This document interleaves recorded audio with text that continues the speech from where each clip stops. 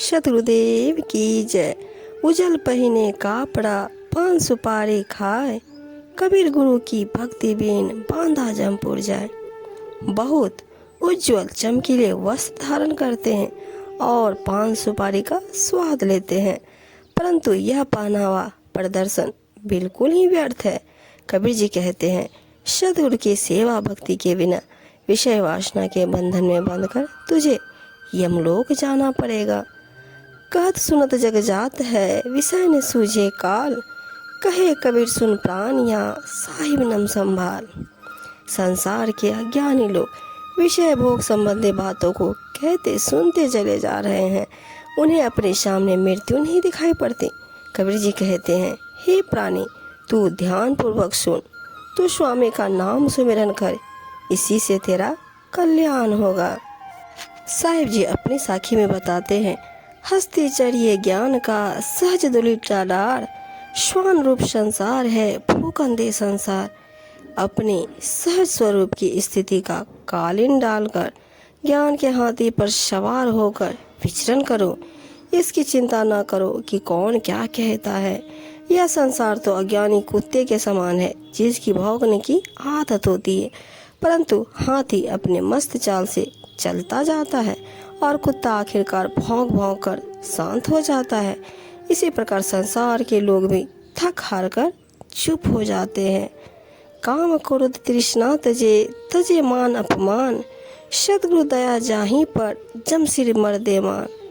जो सद्गुरु की सेवा भक्ति करते हुए उनके ज्ञान उपदेश के मार्ग पर चल पड़ते हैं, वे सेवक भक्त सद्गुरु के कृपा पात्र बन जाते हैं। इस प्रकार के भक्तों पर जब सद्गुरु की कृपा हो जाती है तो वे काम वासना, क्रोधाग्नि तथा मोह तृष्णा को त्याग कर मान अपमान से रहित हो जाते हैं, अर्थात वे मृत्यु तक को भी जीतने में समर्थ हो जाते हैं। हरिजन तो हारा भला, जीतन दे संसार, हारा तो हरि सो मिले, जीता जम के द्वार।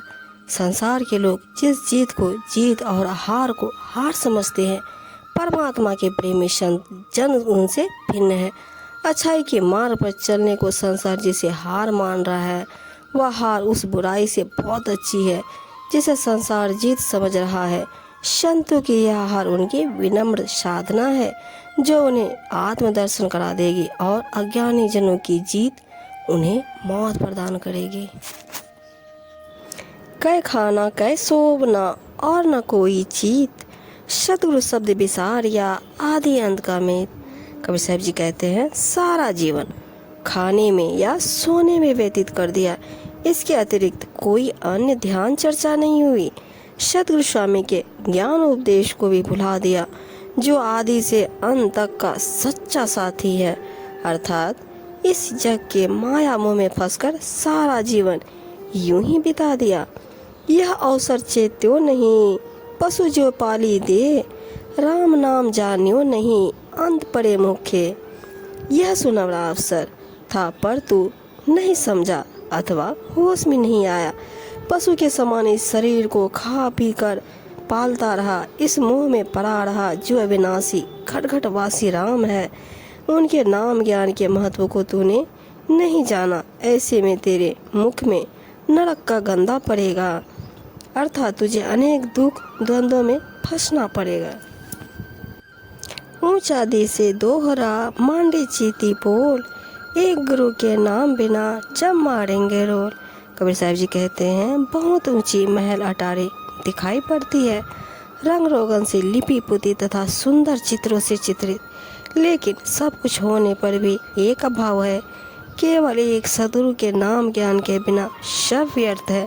न जाने कब काल दौड़ कर आए और तुझे खा जाए। पाप पलक की सुधि नहीं, करे काल का साज, काल अचानक मार सी ज्योति तरको बाज।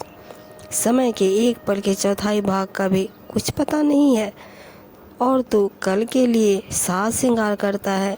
काल कभी भी धोखे से आकर अचानक मार डालेगा, जैसे तीतर को बाज दबोच कर खा जाता है। अतः सावधान हो जा, कल के सपनों में मत पड़।